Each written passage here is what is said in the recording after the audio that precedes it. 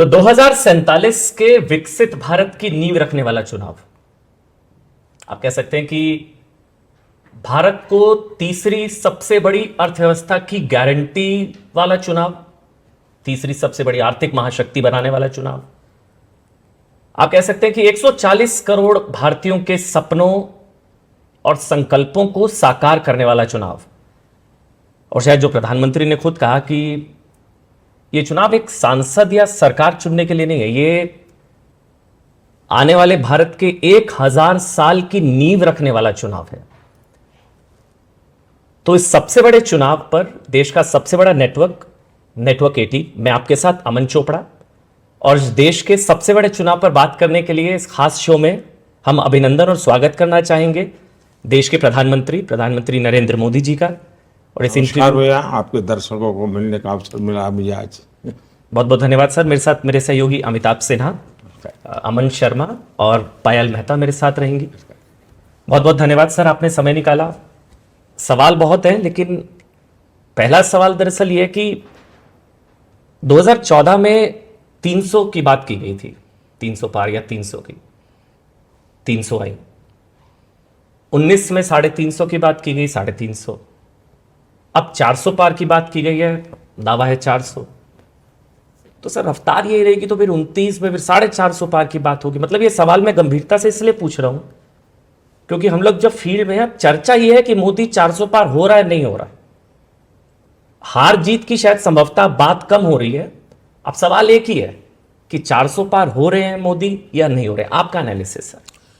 एक तो आपके सवाल को मैं गंभीर ही मानता हूं, मैं कोई लाइट नहीं मानता हूं, और इसलिए मेरा जवाब भी बड़ा गंभीर ही रहेगा। आपने जो भूमिका बनाई, इतिहास में कुछ ऐसी घटनाएं होती हैं जो 1000 साल के भविष्य को तय कर देती हैं, और दुनिया के इतिहास में ऐसा हुआ है। मेरे देश में मैं देख सकता हूं कि ये समय ऐसा है कि इस समय होने वाली सभी सकारात्मक चीजें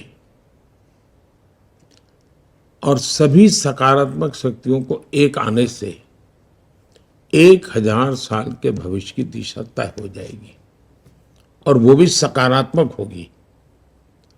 ये मैं बड़े विश्वास के साथ कह रहा हूं।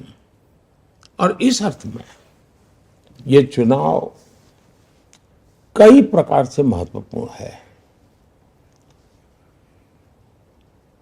अब ज्यादातर देश का निर्णय आजादी के बाद पैदा हुए लोग वो ही कर रहे हैं,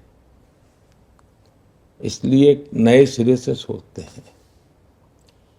21वीं सदी का जो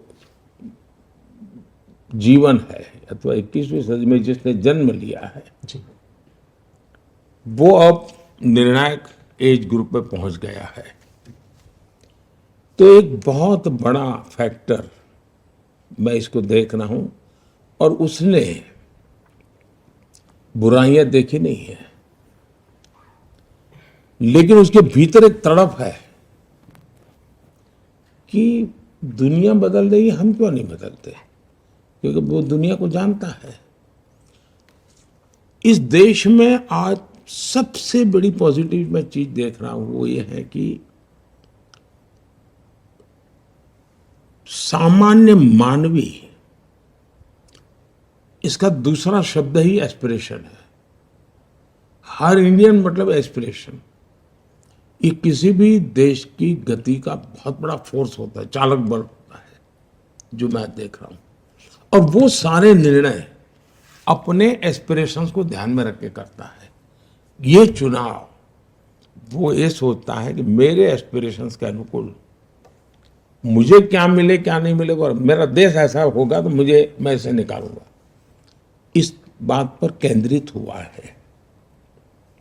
दूसरा, इस देश के महिला वर्ग, उन्हें लगा है कि हम एक समाज का एक हिस्सा है, इतना ही नहीं है, हम समाज में बहुत कंट्रीब्यूट कर सकते हैं।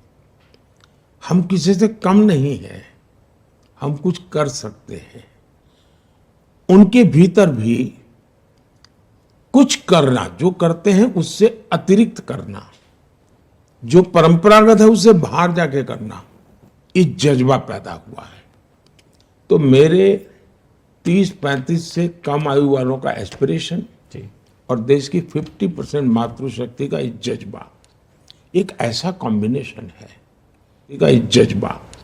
एक ऐसा कॉम्बिनेशन है जो 1000 साल की नींव रखने के लिए प्रतिबद्ध है। और इसलिए मैं कहता हूं, ये चुनाव देश की जनता लड़ रही है, पूरे चुनाव की ओनरशिप देश की जनता की है। कोई नेता क्या बोलता है, क्यों बोलता है, इसका कोई महत्व मैं नहीं देख रहा हूं जी, क्योंकि जनता मन बना चुकी है। अब छोटे छोटे बच्चों के मैं इंटरव्यू टीवी पे, सोशल मीडिया में देखता हूं, वो कहते हैं ये होने वाला है, ये होने वाला है। इसका मतलब ये सब कुछ, और इसलिए मुझे विश्वास है कि इस बार मजबूत सरकार, स्थिर सरकार, 400 पार वाली सरकार, निर्णायक सरकार, भविष्य की तरफ जाने वाली सरकार, ये मैं देख रहा हूं। मोदी जी, मैं जब आप बात करते हैं 400 पार का और कि बीजेपी 370 के पार जाएगी, एनडीए 400 के पार जाएगा, तो इसमें थोड़ा मैं अगर स्पेसिफिक्स में आपको लेके जाऊं, कई स्टेट्स ऐसे हैं, यूपी हो, बिहार हो, राजस्थान हो, छत्तीसगढ़ हो, मध्य प्रदेश हो, इसमें बीजेपी एक तरह से सैचुरेट पिछले इलेक्शन में कर गई, तकरीबन पूरा स्वीप हुआ। तो ये जो गेन्स हैं, जो 303 से 370 की जो जर्नी आप कह रहे हैं कि होगी, ये गेन्स आप किन स्टेट से देख रहे हैं? क्या ये दक्षिण भारत से आएगा, क्या ये बंगाल से आएगा, उड़ीसा से आएगा, आंध्रा तेलंगाना से आएगा? आपका थोड़ा अगर माइक्रो असेसमेंट हमें मिल पाए कि कैसे बढ़ेगा। देखिए, मैं गुजरात से आता हूं, तो गुजरात में हम कई समय से लोग 2/3 मेजोरिटी से लेते थे, तो सोचने वालों का भी एक स्टैग्नेंसी जैसा हो गया था, उससे अधिक सोच ही नहीं पाते थे।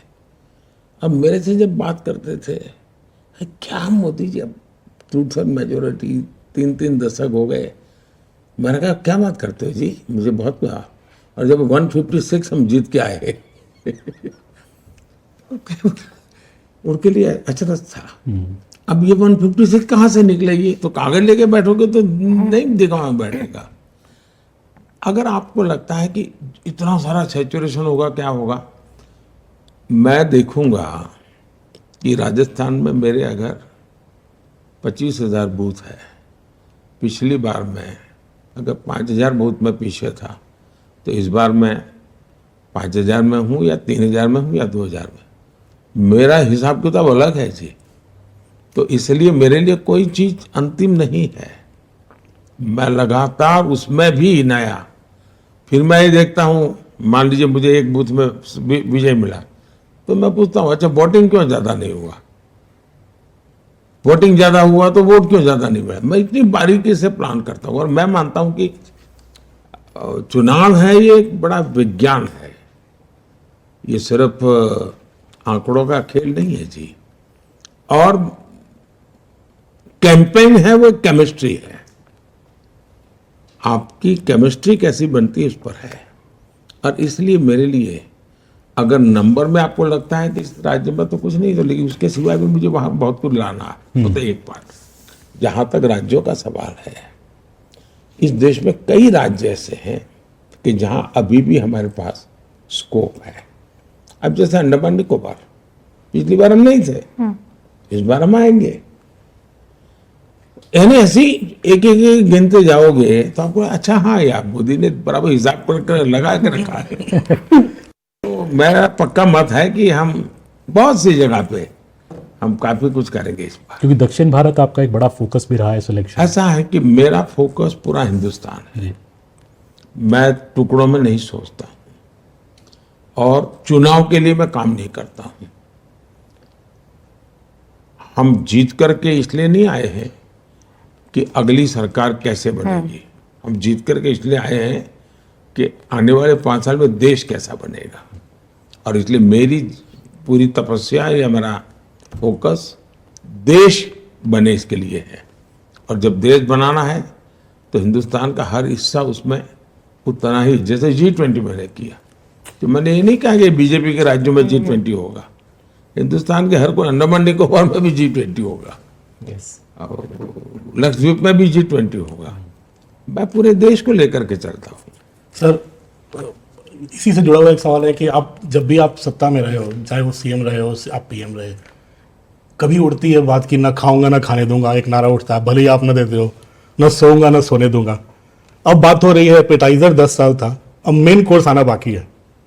तो अब ये मेन कोर्स क्या है आने वाले थर्ड टर्म के लिए? इसको देश की जनता भी जानना चाहती है हम लोग। नहीं, उसके बहुत सारे पहलू हैं। देश को आगे ले जाने का बहुत सारे पहलू हैं। अगर मैं कहूँ कि भविष्य में देश हमारा कैसे आगे बढ़ेगा, अब ये पूरी तरह हम टेक्नोलॉजी ड्रिवन एरा में है। अब टेक्नोलॉजी डिसरप्टिव है, ट्रांसफॉर्मेटिव है और इजीली एक्सेस है, यानी हर व्यक्ति बहुत अडप कर लेता है तुरंत। ऐसी स्थिति में अगर आप बड़ी सहजता से चले तो मैं समझता हूँ कि बहुत बड़ा स्कोप है।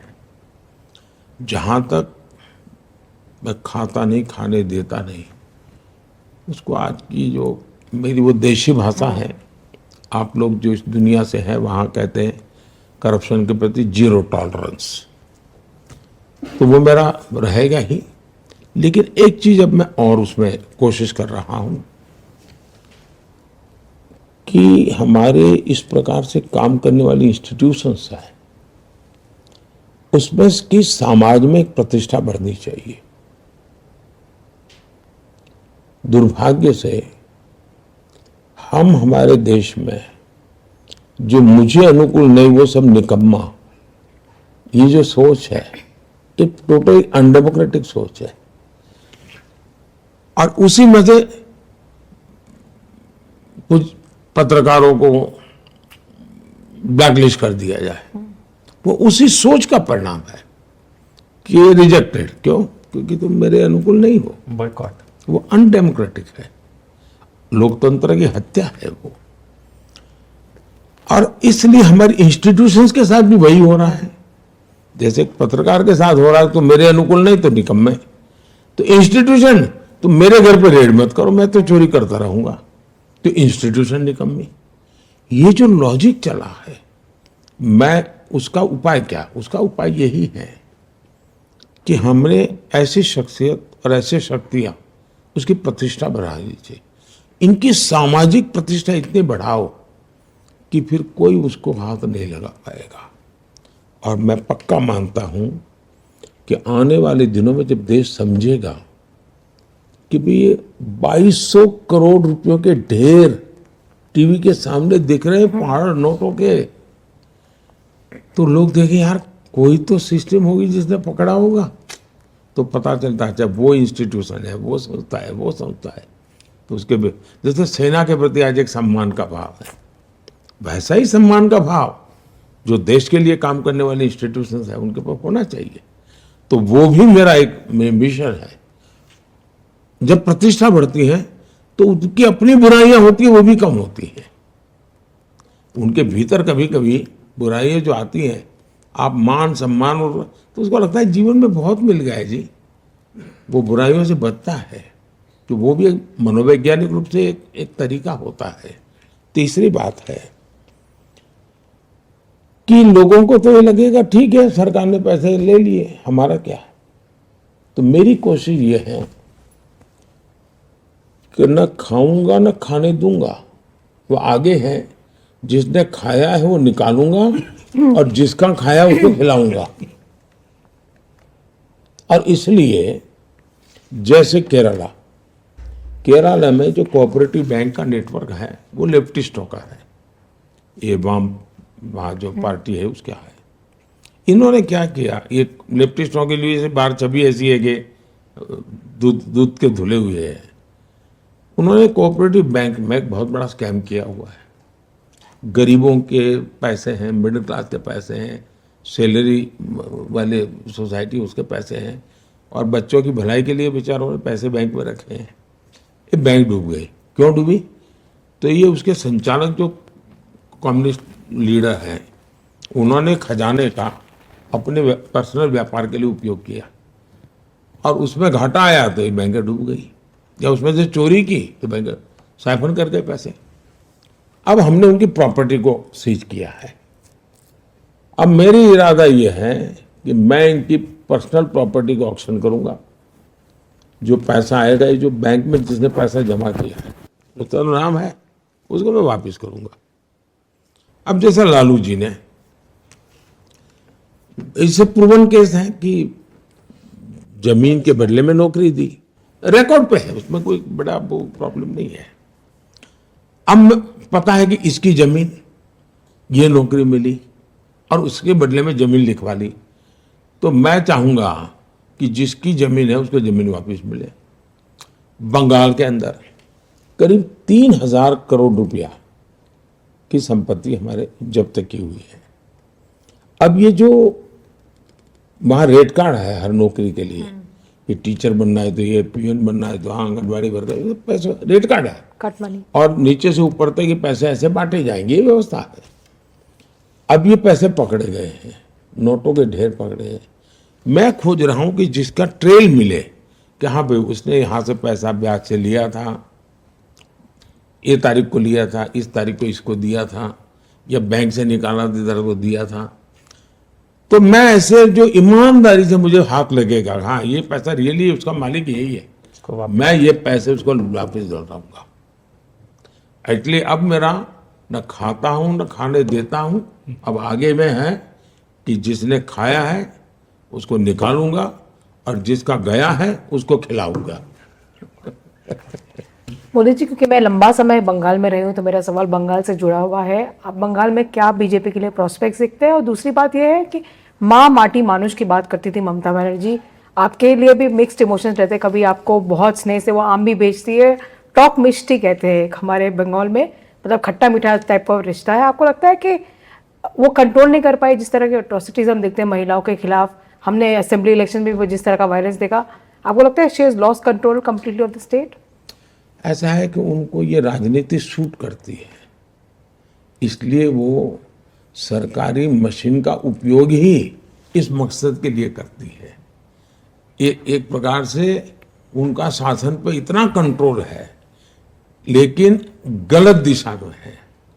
वे शासन पे कंट्रोल नहीं है और शासन में बैठे हुए कोई लोग करते, ऐसा नहीं है। वो खुद ही करवाती हैं, खुद ऐसे करने वालों को प्रोटेक्शन देती है। उनका खुद का कन्विक्शन है कि ये जो कुछ भी हो रहा है यही रास्ता है सत्ता में रहने के लिए। और मैं मानता हूं मुख्यमंत्री जी मुझे आम भेज दें या मिष्टी दही भेज दें, वो तो शायद एक प्रोटोकॉल के हिसाब से वो करते रहते हैं, मैं उनका धन्यवाद भी करूंगा। लेकिन इसका मतलब ये नहीं है कि जो गलत हो रहा है उसके विषय में हम आंख बंद रख सकते हैं, ये तो नहीं हो सकता है। आप बंगाल में क्या प्रोस्पेक्ट्स देखते हैं भाजपा के लिए, खास करके इस इलेक्शन? भारतीय जनता पार्टी एक बहुत ही सफलता, इतनी तेजी से बीजेपी का ग्रोथ किसी राज्य में नहीं हुआ जितना बंगाल में हुआ। 3 में से हम 80 क्रॉस कर गए, 3 एमएलए थे। लेकिन मेरे देश का दुर्भाग्य देखिए और एक खान मार्केट गैंग देखिए कि जिसने सत्ता नहीं बनी इसलिए पराजय। अरे 3 से 80 क्रॉस कर गए भाई, बड़ा विजय था हमारा। लेकिन खान मार्केट गैंग ने देख लिया कि भाजपा के तो सपने खत्म हो गए। आज हमारे एमपी बंगाल में और बड़े शान से काम कर रहे हैं जी। और इसलिए भारतीय जनता पार्टी के लिए बहुत तेजी से विकास है, अद्भुत स्वीकृति है, समाज के सभी वर्गों में है। और अब बंगाल के लोग दूसरा विभाजन नहीं देखना चाहते। अब बंगाल को टूटता हुआ देखने की तैयारी बंगाल के लोगों की नहीं है। सर, बंगाल के बाद एक बार मैं दिल्ली को लेकर सवाल पूछना चाहता हूं। दिल्ली के मुख्यमंत्री अरविंद केजरीवाल 40 दिन तिहाड़ में गुजारे, बाहर चुनाव प्रचार वो कर रहे हैं, वो ये कह रहे हैं कि मतलब वो इकोसिस्टम या वो खुद इसको अपनी जीत बता रहे हैं, जैसे घोटाला हुआ नहीं, वो कह रहे हैं कि मुझे चुनाव जिताओगे तो मैं जेल नहीं जाऊंगा और रिजाइन बिल्कुल नहीं करूंगा, ये सब प्लॉट था मेरे अगेंस्ट। कह रहे हैं कि ये बेल है, मेरी जीत है। इसको आप किस तरह से देखते हैं सर? ऐसा है कि मैं व्यक्तिगत उनका जो मामला चल रहा है उस पर कोई भी टिप्पणी करूं उचित नहीं है, क्योंकि अभी मामला कोर्ट में है। मेरी चिंता कोई व्यक्ति नहीं है, मैं तो अदालत ने क्या कहा उसके ऊपर अगर ध्यान केंद्रित करूं तो शराब घोटाले में हाईकोर्ट की टिप्पणी क्या है, हाईकोर्ट ने क्या कहा है, मैं उसको तो मानूंगा। एजेंसी ने क्या किया है छोड़ो, किसी बीजेपी स्पोक्स पर्सन ने क्या कहा है वो छोड़ो, वो स्वयं क्या कहते हैं वो छोड़ो। कम से कम हाई कोर्ट ने शराब घोटाले के बारे में जो कहा है और बहुत ही कड़ी टिप्पणी की है। अब चिंता का विषय ये है देश में और जो गंभीर है कि सार्वजनिक जीवन में कोई जिम्मेवारी नहीं रहेगी, अपनी खुद की बातों पर भी कोई कमिटमेंट नहीं रहेगा। सार्वजनिक जीवन में एक जमाना था, स्कूल में कोई बच्चा अगर कॉपी करता है और पकड़ा जाए तो महीने भर स्कूल नहीं आता था, उसके माँ बाप भी शर्माते थे, यार मेरा बेटा एग्जाम में कॉपी करने में पकड़ा गया था। ये स्थिति थी, यानी इन चीजों को बुरा माना जाता था हमारे समाज में। आज बेशर्मी के साथ सजा जिनको हो चुकी है, जिन पर गंभीर आरोप लगे हैं, उनको कंधे पे लेकर के आप सार्वजनिक रूप से नाच रहे हो, ये जो पतन हुआ है वो चिंता का विषय है। मुझे कोई पर्सन से लेना देना नहीं है। अगर ये हुआ तो भ्रष्टाचार की होता क्या, पहले जमाने में डाकू होते थे, महिमा मंडन होता था उनका, वो डकैती करते थे, महिमा मंडन होता था समाज में। अखबारों में भी मैं जो पहले के जमाने में दो पेज स्टोरी, कवर स्टोरी मिलती थी उनको कि ऐसा ऐसा उसका तो जीवन ऐसा, वो तो ऐसा कर सकता है, और वो बड़े बन जाते थे। दुर्भाग्य से अब राजनेताओं को ये बेनिफिट मिलने लगा है कि इतना भ्रष्ट लोगों का। मैं तो हैरान हूं कि कोई अखबार वाला किसी भ्रष्ट व्यक्ति का इंटरव्यू लेने जाए। एक चार्ल्स शोभराज मैंने अपना देखा था कि लोग इसका इंटरव्यू करने जाते थे, और आज मैं देख रहा हूं। वरना कोई भाई अब इनके विषय में एक बार क्लियर हो जाए तब तक रहने दो। ये पतन है समाज जीवन का, मेरी चिंता वो है। मोदी जी, कोई भी लीडर हैं जो प्रधानमंत्री 2 बार रह लें, थोड़ी बहुत एंटी इनकम्बेंसी आ जाती है। इस देश में 3 बार सिर्फ नेहरू जी चुनाव जीत पाए।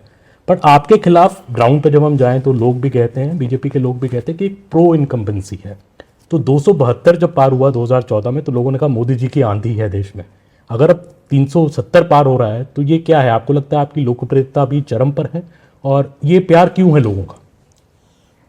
मैं कोई लोकप्रियता के लिए काम नहीं करता हूं, और नहीं मेरे पास मेरी लोकप्रियता नापने का कोई मानदंड है, मेरे पास नहीं है। लेकिन मैं काम क्या करता हूं उसका एनालिसिस होना चाहिए। मेरे काम में और औरों के काम में फर्क क्या है? आमतौर पर जो सरकारें चलती थी वो विज्ञान भवन में फंक्शन करो, फीता काटो, दिया जलाओ, अखबार में एडवर्टाइजमेंट दो, मीडिया को लीक करो, स्टोरी बनवाओ, और उनको लगता है देश चलता है। और ज्यादातर सरकारें उसी मिजाज में रही। कांग्रेस का पतन बहुत कम समय में हुआ था जी। देश आजाद होने के बाद चौथा चुनाव आते आते कांग्रेस ध्वस्त हो चुकी थी। संयुक्त विधायक दल बना, लेकिन कांग्रेस ने इस देश में किसी पार्टी को खड़े ही नहीं होने दिया। उन्होंने खुद ने देश के लिए करने के बजाय विरोधी दलों को खत्म करने में ही अपनी शक्ति लगाई, इसलिए ऑल्टरनेट खड़ा नहीं हुआ। अदरवाइज 67 के चुनाव में ही देश उनको रिजेक्ट कर चुका था। हिंदुस्तान में आप देखिए, सरकारों के अलग अलग मॉडल अब देश के सामने आ चुके हैं, और मैं तो मानता हूँ ये केस स्टडी का विषय है। कोई यूनिवर्सिटी करे, कोई मीडिया करे, कोई मीडिया पर्सन किताब लिख सकता है। देश ने एक कांग्रेस का मॉडल देखा है, देश ने लेफ्ट का मॉडल देखा है, देश ने पारिवारिक पार्टियों का भी मॉडल देखा है, जो of the family, by the family, for the family political पार्टियां चलती है, उनका मॉडल भी देखा है। देश ने मिलीजुली सरकारों का मॉडल भी देखा है, और बीजेपी सरकार का भी मॉडल देखा है। उसका एनालिसिस करना चाहिए, किसका क्या परफॉर्मेंस रहा, किसकी क्या प्रायोरिटी रही, किसने किसके लिए काम किया। एक 100-200 पैरामीटर तो आप देखेंगे, द बेस्ट परफॉर्मेंस वाला मॉडल बीजेपी का मिलेगा आपको। और जब परफॉर्म करते हैं तो सामान्य मानव का विश्वास बढ़ता है। फिर एंटी इनकम्बेंसी किस बात की होती है कि एक ऐसी सरकार, मेरा ये नहीं हुआ। हर एक का होता नहीं है, प्रो इनकम्बेंसी में कोई हर एक का हो गया ऐसा नहीं होता है। लेकिन आज पब्लिक मीटिंग में जाके मैं कहता हूँ भाई आप लोग चुनाव में जो करते हो करते रहना, लेकिन मेरा एक काम करना। और कहता हूँ मैं कि कहीं आप जाए, झुग्गी झोपड़ी में कोई रहता है ऐसा मिले, या कोई कच्चे घर में रहता है, उसका नाम पता लिख करके मुझे भेज देना, क्योंकि हम जो मकान बना रहे हैं 4 करोड़ दिए हैं, लेकिन अभी भी कुछ लोग छूट गए हैं, और मैं नहीं चाहता हूं कोई छूट जाए। तो मैं 4 जून के बाद मेरी नई टर्म में मैं उनको मकान देना चाहता हूं, 3 करोड़ मकान बनाना चाहता हूं। आप अगर कोई नजर में आ जाए तब उसका विश्वास पैदा होता है कि आदमी वोट भी मांग रहा है, लेकिन साथ में काम भी कह रहा है, यार मुझे तो, मेरा तो जान है, 3 करोड़ घर बना के दे रहा है। विश्वास पैदा होता है। अब डिलीवरी जब करते हैं, और मेरी सरकार की सबसे बड़ी ताकत है जो हिंदुस्तान की सभी सरकारें कभी मुझे कॉम्पीट नहीं कर पाई, कोई पॉलिटिकल पार्टी गुजरात में भी कॉम्पीट नहीं कर पाई, वो है लास्ट माइल डिलीवरी। मैं योजनाएं जिसके लिए बनाता हूँ उसके लिए, और मेरा इसके लिए काम करने का मेरा तरीका है। मैं एक उदाहरण देता हूँ। मैं जब गुजरात में था तो मैंने अलग अलग स्तर के एक 20-22 अफसरों को बुलाया। कुछ सीनियर मोस्ट थे, कुछ एकदम जूनियर थे, कुछ मिडिल लेवल को 20-22 को बुलाया। तो उनको पता नहीं था मैंने क्यों बुलाया, बिठाया सबको। तो मैंने सबको एक पैड दिया लिखने के लिए, वो लेकर के ही आते हैं डायरी, मैंने कि उनको दिया। मैंने कहा मुझे आप बताइए कि एक वीडियो है, गांव में रहती है, अनपढ़ है, और सरकार की ये स्कीम है, उसकी वो हकदार है। उसको ये प्राप्त करने के लिए स्टेप 1 क्या करना, स्टेप 2 क्या करना, 3 क्या करना, 4 करना, कैसे करना, कहाँ जाना, मुझे आपकी मैंने डायरी दी, इसमें लिख करके बताओ। मैंने उनको कहा लिखो। यू बी सरप्राइज, सबके सब फेल हो गए। फिर मैंने कहा, मैं कुछ वो नहीं, बड़े प्यार से बात करता था। मैंने कहा मुझे बताइए भाई, आप IAS अफसर हैं, किसी की 20 साल की नौकरी हो गई, किसी की 2 साल की हो गई, आपको पता नहीं है कि एक वीडियो को बेनिफिट लेने के किस किस जगह से गुजरना पड़ता है, फॉर्म कहाँ से लेना होता है, अप्लाई का। मैंने कहा बताइए, हमने ऐसी व्यवस्था बनाई है, उस वीडियो को क्या फायदा होगा। तो उनको लगता है हाँ यार कुछ तो कमी है, और फिर वो करेक्ट करते थे। तो मेरे दिल में ये रहता है कि भाई मैं योजना बना दूं, वाहवाही करूं, एक एडिटोरियल छप जाए, ठीक है, मेरा गुजारा हो जाएगा। लेकिन आम आदमी, मेरी पूरी कार्यशैली ये लास्ट में डिलीवरी की है, परफॉर्मेंस की है, और उसका परिणाम होता है। तो जैसे स्वच्छता अभियान, स्वच्छता अभियान में तो सरकार ने क्या करना था, लेकिन मैं झाड़ू लेकर के घूमता था। छोटा सा बच्चा भी अपने दादा को कहता है कि दादा मोदी जी ने ना कहा है। चीज को छोटी मत मानिए जी। आज के युग की बहुत बड़ी घटना है। इसी के लिए आप लोगों का शब्द है प्रो इनकम्बेंसी, और इसके लिए तपस्या करनी पड़ती है, खपना पड़ता है, और निस्वार्थ भाव से कोई कुछ भी कहे सो हमने अच्छा करना है तो करते रहना चाहिए। वो देश देखता है जी, जनता जनार्दन ईश्वर का रूप है, उसको सब समझ होती है। तो मुझे आज तक मेरे जीवन में यही बेनिफिट मिला है। सर इसमें थोड़ा सा मेरा रीजनल एस्पिरेशन जाग रहा है। मैं बिहारी हूँ और सर आपने जितना बिहार की जनता को आप पर भरोसा है, बिहार में जब बाढ़ आई थी आपने नाव भेजे थे, रसद भेजी, बम फट रहे थे, आप गांधी मैदान में वहाँ पर खड़े थे, हम लोग वहाँ पर मौजूद थे सर। आपकी रोड शो में मैंने पिछले हफ्ते देखा पटना में, ऐसी अद्भुत भीड़ मैंने तो, मुझे लगता है जेपी मरे थे 77 में, मैं छोटा था, गांधी मैदान में उतना नहीं भरा था जितनी भीड़ उस दिन आ गई थी। तो एक भरोसा है जनता को वहाँ पर, लेकिन बिहार लगातार पिछड़ा जा रहा है। हम जैसे बिहारियों की सबसे बड़ी चिंता है कि वापस जाने की सोच भी नहीं पाते, अपने घर जाने का, गांव जाने का। क्या है आपके पिटारे में, क्या आश्वासन है बिहार की जनता के लिए? मोदी भरोसा क्या है वहाँ के? मैं बताता हूँ जी। देखिए, अब बिहार छोड़ दीजिए, मेरा 2013 का भाषण है, 2013 का। तब मैं प्रधानमंत्री कैंडिडेट भी नहीं था, मैं मेरी पार्टी के इलेक्शन कैंपेन का चीफ था, और दिल्ली में ही मेरा एक भाषण था।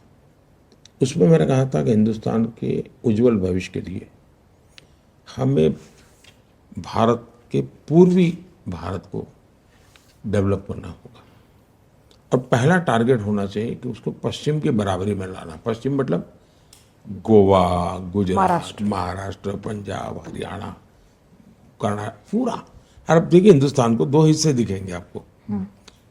राइट साइड का जो हमारा पूर्वी भारत है वो समृद्ध भारत है, सारी हमारी खनिज संपदाएं हैं, नेचुरल प्रॉपर्टी सारी वही है, पानी तो वहाँ, ह्यूमन रिसोर्स तो वहाँ, कोयला तो वहाँ, आयरन ओर तो वहाँ, सब कुछ वहाँ है।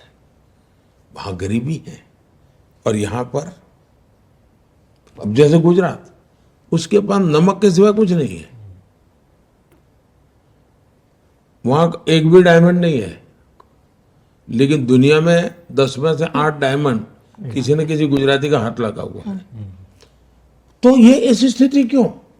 तो मेरा 13 का भाषण है कि हमने पूर्वी भारत को डेवलप करना चाहिए। और आपने देखा होगा जो हमने बिहार में इंफ्रास्ट्रक्चर का काम किया है, आपने देखा ब्रिज के काम लंबे अरसे से अटके हुए थे, इंडस्ट्री के लिए, लॉ एंड ऑर्डर की सिचुएशन जो है उसकी चिंता करना, यानी ऐसे हर विषय पर बल देना। हमने गैस पाइपलाइन का काम किया है, ये गेम चेंजर बनेगा, इंडस्ट्री को बहुत बड़ा सस्ता फ्यूल मिलेगा, वो जाएंगे। वहाँ के एग्रीकल्चर को भी हम मोड़ सकते हैं, उस दिशा में हम बल देंगे।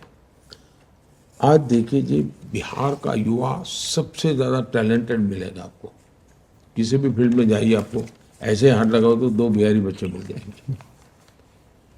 और वो ऐसे ही घर से निकले हुए लोग नहीं है, सामर्थ्यवान लोग हैं। मेरे राज्य में अगर मैं गुजरात का देखूं, IAS IPS कैडर में किसी एक राज्य के सबसे ज़्यादा कहाँ थे? तो बिहार के थे। इसका मतलब परमात्मा ने उनको बहुत सामर्थ्य दिया है, और किसी जमाने में तो विश्व का नेतृत्व तो उस भूमि में से हुआ है, तो उसमें तो कोई कमी नहीं। हम इसलिए मैं झारखंड हो, पूर्वी यानी उत्तर प्रदेश हो, बिहार हो, असम हो, बंगाल हो, इस पर हमारा पूरा बल है। इंफ्रास्ट्रक्चर को बल दो, वहाँ जो नेचुरल रिसोर्सेज हैं उसका वैल्यू एडिशन करो, स्किल डेवलपमेंट करो, ये सारे रास्ते, और जो मैं ऑलरेडी कर रहा हूँ, इसके कारण बहुत ही फायदा होगा। मेरा एक सवाल थोड़ा सा हटके है। प्रधानमंत्री जी, आप इतनी मेहनत करते हैं, इतना काम करते हैं, पर बहुत मेटिकुलस होता है आपका काम। हमने कई बार जो स्टोरीज किया वहाँ पे लोग जानना चाहते हैं कि आप इस तरह से किस तरह से काम करते हैं। जैसे आपने कभी आपने कोई रेस्क्यू ऑपरेशन चलाया तो उसका नाम ऑपरेशन गंगा रखा या देवी शक्ति रखा, क्या सोचते हैं आप? नाम, एवरीथिंग, नेम इज ऑल्सो बहुत पर्टिकुलर होता है आपके। इसमें मेरे 2 अनुभव है जी। मैं जब गुजरात में था तो NCC के एक चीफ आए, वो तो रिटायर्ड अफसर होते हैं, वो मुझे मिलने आए, तो सारा फॉर्मल जो उनका ऑफिशियल था पूरा, बोले फिर साहब अगर आप समय दे तो मुझे पर्सनल बात करनी है। मेरी ड्यूटी के सिवा है। नहीं, मैं कहा जरूर आप आए, बात कीजिए। बोले मेरी पत्नी का एक आपको मैसेज है। मैंने कहा क्या? बोले मेरी पत्नी पूछती है कि मोदी जी सारी योजनाओं के नाम संस्कृत में क्यों रखते हैं? कोई सरल नाम रखे। ये तो मुझे सवाल पूछा था। हमारे देश में क्या हुआ है जी, हर चीज का एक उसको सुनते ही ध्यान में आना चाहिए, इसके लिए है। उसके साथ एक आइडेंटिफिकेशन होना चाहिए। अगर आपके घर में बच्चा पैदा हुआ और आपने कोई अलेक्जेंडर नाम रख लिया तो पूरे मोहल्ले वाले कहेंगे अरे क्या रखा है। लेकिन आपने अमन रख लिया तो उनको लगा अरे यार ये तो अपना बच्चा है। हर चीज में एक अपनापन होता है जी। हमारे देश में ऐसा क्या कमी है मुझे बताइए। हम सहज से लोगों को, अब जैसे जनधन, मैंने जनधन योजना बनाई। वैसे मैं इसको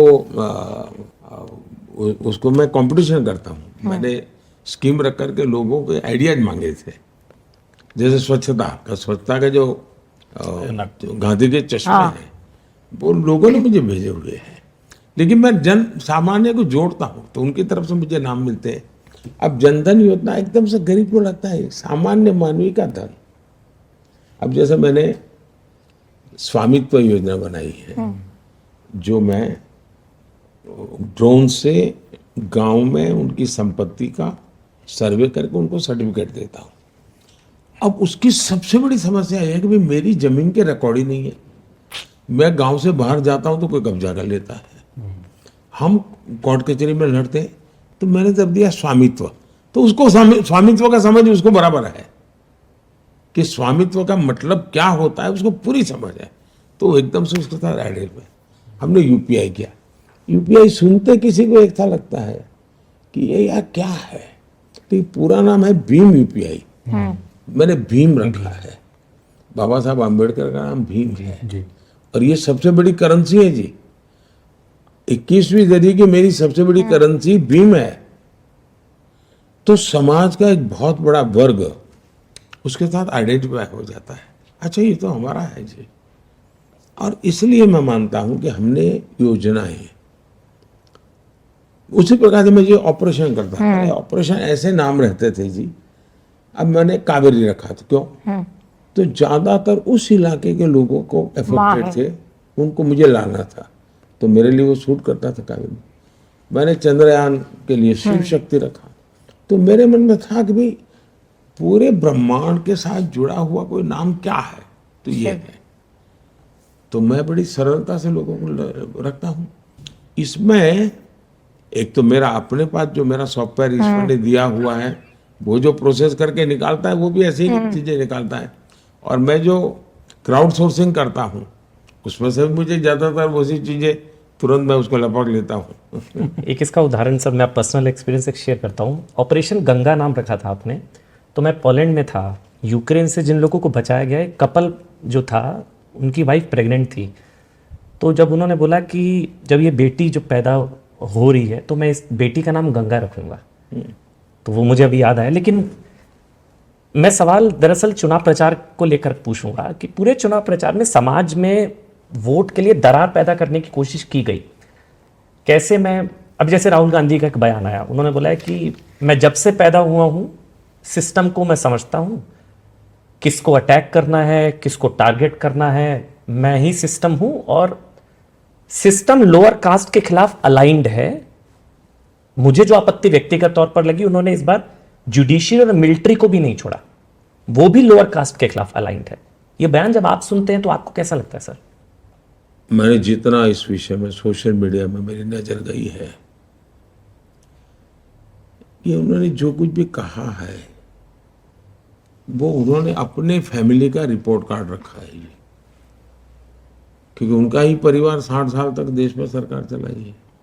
तो ये जो कुछ भी बातें कर रहे हैं वो अपनी फैमिली के सोच, विचार, आचार, उसी की बात दुनिया को बता रहे हैं वो। तो एक प्रकार से तो अच्छी बात है, कम से कम उन्होंने दुनिया को बता दिया कि भाई ऐसे लोग हैं। अब आप बच के रहो। दूसरा विषय है जी, मैं देखता हूं देश में राजनीति करने का कुछ सरल रास्ते जो लोगों ने खोजे हैं, और जिसमें इंडिया अलायंस के करीब करीब सभी पार्टियां फंसी हुई हैं या उनको वो सूट करता है।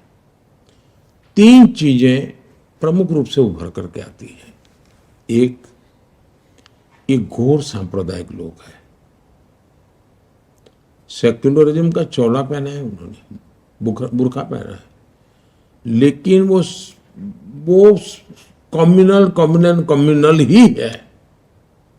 वे उनके लिए हर चीज देखते ही कोई भी आइडिया आता है तो कम्युनल फ्रेम में ही आता है उनको, उसके बारे में उनको कुछ आता ही नहीं है। दूसरा, ये घोर जातिवादी है। तीसरा, वो एक घोर परिवारवादी है। ये 3 चीजें, ये सभी कुनबे जो इकट्ठे हुए इनके कॉमन है, उसमें कोई आप, मैं कहता हूं उसको टिक मार करके देख लीजिए, आपको मिलेगा ऐसा ही है। और समस्या की जड़ यही है, और इसलिए ये आज नहीं, पहले भी उन्होंने ऐसे ही कहा है, और जब चाहे वो बदला है उन्होंने। आपको इंदिरा गांधी का भाषण मिलेगा जिन्होंने जातिवाद के खिलाफ बहुत लंबे भाषण किए हैं, और उन्हीं के परिवार के लोग जातिवाद के ऊपर लंबे लंबे भाषण देते सुनाई दे रहे। मतलब कोई सोशल रिस्पॉन्सिबिलिटी नहीं, अकाउंटेबिलिटी नहीं, जो मर्जी पड़े जब चाहे वो कुछ भी बोलो और भाग जाओ, दुनिया को गुमराह करो, ले लो। तो मेरे जैसे व्यक्ति को जो सिद्धांतों को, आदर्शों पर, विचारों पर चलता है, उसको जरा मेहनत ज्यादा पड़ती है, और जिसको मेरा विरोध करना है उसके लिए भी सरल हो जाता है। ये तो बड़ा आइडियल है, क्या करके उसको कुछ भी विरोध करना बड़ा सरल हो जाता है। जी, राहुल गांधी से जुड़ा सर मैं एक और सवाल पूछूंगा कि ये बात देश में बहुत है कि ऑपोजिशन स्ट्रांग नहीं है, मोदी जी के खिलाफ ऑपोजिशन स्ट्रांग नहीं हो पाया। इसका एक बड़ा कारण ये भी कि ऑपोजिशन के जो नेता हैं, जो कैंपेन लीड कर रहे हैं, एक तरह से राहुल गांधी हैं, 2 दशक से ज़्यादा राजनीति में है, पर एक कुछ लोगों का कहना है कि वो मैच्योर उतना नहीं हो पाए, और कुछ लोग ये भी कहते हैं कि शायद राहुल गांधी सबसे बड़ा एक एसेट है बीजेपी का, क्योंकि वो ऐसी अब बयान देते हैं कि आपको उससे और एमुनिशन मिलता है कांग्रेस को एक्सपोज करने के लिए। आपको लगता है राहुल गांधी की जो ये कमी है उसका देखिए, फायदा? मैंने अभी तक आपके एक भी प्रश्न का जवाब किसी व्यक्ति के संदर्भ में नहीं दिया है। आपने व्यक्तियों का नाम लिया है, मैं उससे परे होकर के बात करूंगा, और मुझे वो अब मेरी मर्यादाओं का पता है। तो मैं किसी के नाम का अपने उल्लेख किया, इससे मुझे कोई लेना देना नहीं। मैं जनरल वे में आपको जवाब दूंगा।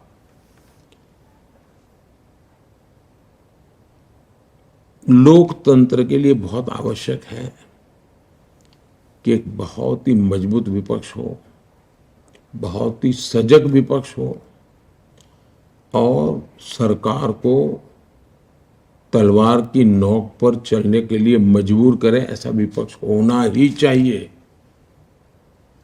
और मुझे इस देश में टैलेंट की कमी नहीं लगती है। इस देश में भरपूर टैलेंट है, उनको अवसर दिया जाए।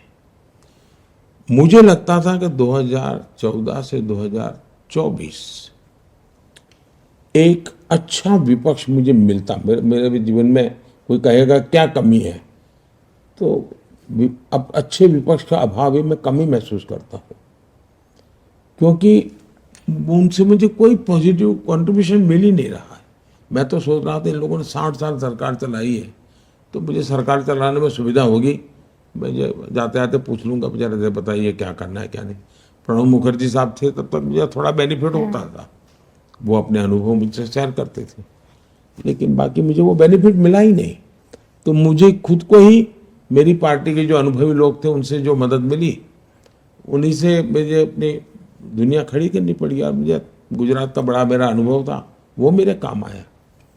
विपक्ष किसी भी प्रकार से काम नहीं आया, और नकारात्मकता इतनी कि देश हित के अत्यंत महत्वपूर्ण निर्णय जो कभी उनकी खुद की पार्टी के मैनिफेस्टो में है, वही आज उनको पॉलिटिकली बेनिफिट लेने के लिए उसे उल्टा करना, ये चीज मैं समझता हूं कि चिंताजनक है। लेकिन मैं इस बात से सहमत हूं कि भारत जैसे लोकतंत्र में मजबूत विपक्ष होना चाहिए, सक्रिय विपक्ष होना चाहिए और बहुत ही वेल ट्रेड, वेल इन्फॉर्म विपक्ष होना चाहिए। इसका लाभ होता है जी। मैं गुजरात में था सीएम, मेरे यहाँ विपक्ष में जो लोग थे, लेकिन सभी आज सीएम वगैरह बैठते थे तो उसका एक दबदबा रहता था जी, और उसका लाभ होता था। हाउस में ट्रेजरी बेंच के लोग भी इधर उधर होते नहीं थे जी, उसका बेनिफिट होता था। अभी तो हालत ऐसी नहीं है जी। मेरे दिल में एक दर्द है ये। प्रधानमंत्री जी, इसी से जुड़ा हुआ ये एक सवाल है कि आपने, मुझे लगता है कि 150 पौने 200 रैलियां रोड शो कर चुके हैं अभी तक पिछले 2 महीनों में, लेकिन उससे भी ज़्यादा लग रहा है कि बदजुबानी विपक्ष की बढ़ी हुई है, उससे ज़्यादा आपके खिलाफ गालियां पड़ रही हैं। इस बार पहली बार ऐसा देखा गया है, माता पिता तक लोग सवाल मतलब बदजुबानी कर चुके हैं, गालियां दे रहे हैं। और पहली बार हम लोगों ने देखा है कि ऐसा चुनाव आया है 2002 का, जब से आप चुनावी राजनीति में आए, कि पहली बार माँ के आशीर्वाद के बिना, क्योंकि हर बार आप वोट करने जाते थे और माँ का आशीर्वाद लेने जाते थे, हम लोगों ने गांधीनगर में हमेशा देखा। तो ये मिस कर रहे थे आप, और दूसरा ये बदजुबानी कैसे लेते हैं आप? मैं दो चीजों को अलग करके देखता हूँ। ये कहना कि मुझे अभी भी गालियां पड़ रही है वो सही नहीं है। शायद मेरे जन्म से पहले से गालियां मेरे लिए तैयार रही है,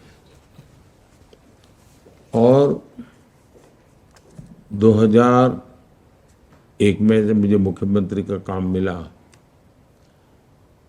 तब मुझे शायद कोई ऐसा विषय नहीं जिसमें मुझे गाली ना पड़ी हो, और बिना कारण मेरे बाल नोच लिए हो। उसमें सिर्फ पॉलिटिकल लोग नहीं, ये खान मार्केट गैंग पूरी, ये आपके मीडिया में जो महारथी कहे जाते हैं वो भी। आप पुराने अगर अंक निकालेंगे मैगजीन, बड़े बड़े नोन, तो उसके फ्रंट पेज पे जो कवर स्टोरी है, तो किसी राक्षस को भी अच्छे से पेंट किया हो, उससे भी भद्दी तस्वीरें मेरी है। लेकिन मैं अपना आपा खोया नहीं, मैंने कभी नहीं खोया, क्योंकि उन्हीं की मजबूरी है कि उनको आज हंसता हुआ चेहरा रखना पड़ रहा है, और उनको एक साल में अगर 24 अंक निकलते हैं तो 12-15 में तो माल बेचने के लिए मोदी की जरूरत पड़ती है। तो मैं अपने कर्तव्य के लेके चलता हूं। अच्छा होगा कि लोकतंत्र में, सार्वजनिक में शुचिता का पालन हो, मर्यादाओं का पालन हो, आलोचना हो, लेकिन अच्छी भी तो हो सकती है, अच्छे ढंग से भी हो सकती है। ऐसा नहीं हमसे भी कोई गलती नहीं हुई होगी जी, मैं नहीं कहता हूं, लेकिन हम सब ने सोचना चाहिए। मैं किसी को उपदेश दूं, इसका क्या मतलब है? मोदी ने खुद ने भी कभी गलती की होगी, मोदी के साथियों ने भी गलती की होगी, लेकिन भारत में ये स्थिति ठीक नहीं है जो हो रहा है, ठीक नहीं है। मैं आपसे एक सवाल और पूछना चाहूंगी युवाओं से जुड़ा। आपने हमेशा कहा है कि जो युवा है वो हमारे आने वाले 50 साल का भविष्य तय करेंगे। तो जो हमारे जो खेल प्रेमी युवा है सर, आपने कई जगह पे बताया कि 2036 की ओलंपिक्स की हम बिडिंग करेंगे। सर उसकी क्या तैयारी हमारे खेल से जुड़े जो युवा है वो जानना चाहते हैं आपसे। बहुत ही अच्छा सवाल आपने पूछा है। जिसने G20 का पूरा बारीकी से एनालिसिस किया होगा वो इस विश्वास कर सकता है कि हाँ, अब भारत की क्षमता है, भारत की क्षमता है इन चीजों को करने की। कॉमनवेल्थ गेम के कटु अनुभव इतने थे कि लोगों को विश्वास टूट गया था, यार कुछ हो नहीं सकता है। लेकिन G20 के बाद देश का विश्वास नहीं, हम भी कर सकते। G20 का दूसरा फायदा यह हुआ कि देश के 60-70 अलग अलग स्थानों पर G20 उतने ही शान से हुई, तो देश के हर कोने में विश्वास पैदा हुआ है। दिल्ली में करते तो लगता है एक सरकारी कार्यक्रम हुआ है, लेकिन एक प्रकार से पीपल्स ड्रिवन G20 हुई। इससे कारण एक विश्वास बनता है कि ये देश कितने ही बड़ी चीजों को कर सकता है। और आज के युग में मेरा मानना है कि भारत है, जैसे मैं कहता हूँ मेड इन इंडिया, तो उसके पीछे मेरे मन में है कि एक इंफ्रास्ट्रक्चर तैयार होता है, धनी लोग खर्चा करते हैं, यहाँ रहते हैं। उसी प्रकार से मैं कहता हूँ कॉन्फ्रेंस डेस्टिनेशन इंडिया में होना चाहिए। उसी प्रकार से मैं कहता हूँ कि भाई हमारे यहाँ स्पोर्ट्स इवेंट्स होने चाहिए। और मैं आजकल छोटे मोटे, अब जैसे मैं 2029 यूथ ओलंपिक, मैं चाहता हूँ कि देखो इसको चेस का वर्ल्ड ओलंपिक, मैं कहता हूँ आपने बीच ओलंपिक्स का भी जिक्र किया। बीच ओलंपिक मैंने कहा हाँ ले आओ, 2036 हम ट्राई करें। और अभी से मैंने एक टीम बनाई है, उसको मैंने कहा है कि भाई जितने भी ओलंपिक होंगे उसमें ऑब्जर्वर के नाते 2 महीने वहाँ जाओ, स्टडी करो हर बारीकी के। और उससे भी आगे मैं बताता हूँ, मैं अटलांटा में ओलंपिक देखने गया था यूएसए में। मैं खुद खिलाड़ी नहीं हूँ, लेकिन व्यवस्थाओं को सीखना समझना मेरी रुचि है। तो मैं जाकर के देखा कि भाई इतना बड़ा इवेंट ऑर्गेनाइज कैसे करते हैं। तो मेरी प्रिय कुछ गेम में देखने जाता रह जाए, भारत के लोग खेल रहे तो, लेकिन पूरा समय मैं देखता था तो मैंने देखा बड़ा इंटरेस्टिंग था उन्होंने क्या किया था। और मैं कभी कभी बता, मैनेजमेंट मेरी रुचि है, चीजें सीखने का मेरा शौक है। 200-250 किलोमीटर दूर से कोई आ रहा है, कितने दूर? तो 200-250 किलोमीटर उसको पार करनी होगी अपनी गाड़ी, ओलंपिक स्टेडियम से 200-250 किलोमीटर। मतलब एक कार का वहां बस होगी, तो कार खाली करो, बस में बैठ जाओ। उसको जो गेम में जाना है उसका कलर, उस गाड़ी का कलर सब सेम रहता था। तो उसको पता है कि मुझे अगर हॉकी में जाना है तो मुझे इस कलर वाली बस में बैठना है, तो अपनी गाड़ी छोड़ के उस बस में बैठता है। फिर वो बस एक मेट्रो स्टेशन पर जाती थी, तो बस के लोग सब मेट्रो में उस कलर वाले डिब्बे में बैठ जाते थे। अच्छा, वो कलर वाली जब मेट्रो आती तो बैठते थे, वो सीधी स्टेडियम के पास जाती थी। मतलब कार 60 कार में से एक बस हो गई, एक बस में से 60-100 बस में से एक मेट्रो हो गई। इन्होंने 1-8 करोड़ लोगों को ट्रांसपोर्टेशन इतनी बढ़िया, ऐसी चीजें मैं उस समय स्टडी करता था। तो मैंने मेरी टीम को कहा भाई हर चीज स्टडी करो और स्टडी करके लाओ। तो एक प्रकार से तैयारी, ह्यूमन रिसोर्स डेवलप करना, इंफ्रास्ट्रक्चर तैयार करना, उनकी आवश्यकताएं क्या होती है उसको समझना, at the same time Hindustan के खिलाड़ियों को तैयार करना। क्योंकि खेल मेरे यहाँ है, गोल्ड मेडल कोई और ले जाए, ऐसा तो नहीं होता। सर, हम में से किसी ने शायद सोचा भी नहीं था कि इतने मेडल आएंगे ओलंपिक्स में, पैरा ओलंपिक्स में, जिस तरह से आए पिछले। देखिए भारत के यूथ में तो दम था ही था, भारत के यूथ में तो दम था ही था। लेकिन पहले सिलेक्शन में भी संप्रदायवाद, परिवारवाद, जातिवाद हर चीज में था। वो सिलेक्शन उसके आधार पर होता था, मेरे परिवार का बच्चा है, खेले ना खेले यार जाए तो सही, यही होता था। अब खिलाड़ी है तो जिस खेल में उसकी योग्यता है, सिस्टम उसको सिलेक्ट करती है, वो मेडल लेके आ जाता है। जब ट्रांसपेरेंसी आती है तो परिणाम भी आता है। सर, आखिरी सवाल पंजाब पे मैं पूछना चाहूँगा कि आपने 3 रैली भी पंजाब में पिछले 2 दिन में की है। मैं भी पंजाब में था। पंजाब एक स्टेट है जो काफ़ी चैलेंजिंग माना जा रहा है बीजेपी के लिए। वहाँ किसान प्रोटेस्ट भी कई जगह पे हो रहे हैं। आपको क्या लगता है पंजाब की सिचुएशन के, आप फार्मर्स को मना पाएंगे वहाँ पे, जो फार्मर्स कुछ लगता है शायद नाराज हैं? पहली बात है कि पंजाब में भारतीय जनता पार्टी के लिए स्वर्णिम काल है, ये स्वर्णिम काल है। वहां जो सरकार है वो पूरी तरह विफल गई है और पंजाब के लोग बड़े स्वाभिमानी हैं। उनको दिल्ली से रिमोट से कोई सरकार चलाए, इसको वो पंजाब का अपमान मानते हैं और ये इनके जहन में है। और सबसे ज्यादा तब हुआ कि एक मुख्यमंत्री सरकार चलाने के लिए, गाइडेंस लेने के लिए दूसरे मुख्यमंत्री को जेल में मिलने जाए, तो ये पंजाब को बहुत हर्ट कर रहा है कि भाई ऐसा कैसी सरकार जो दिल्ली के लोग चलाएंगे तो फिर पंजाब की क्या है? इसका गुस्सा है। ये चुनाव में बाहर आने वाला है और उनको लगता है कि भाई बीजेपी एक ऐसी पार्टी है जिसने सिख समाज के लिए भी इतना काम किया है, करतारपुर कॉरिडोर की बात हो या यानी एक प्रकार से किसानों की भलाई के काम की बात हो, किसानों की इरिगेशन की चिंता हो, एमएसपी बढ़ाने की बात हो, सिंचाई की व्यवस्थाओं की बात करनी हो। यूरिया दुनिया भर में 3,000 रुपया हो गया, हम 300 में दे रहे हैं। तो एक प्रकार से अनगिनत मैंने काम की है, उसका उनके लाभ भी हुआ है। तो भारतीय जनता पार्टी के लिए सबसे ज्यादा मैं मानता हूं कि बेनिफिट है।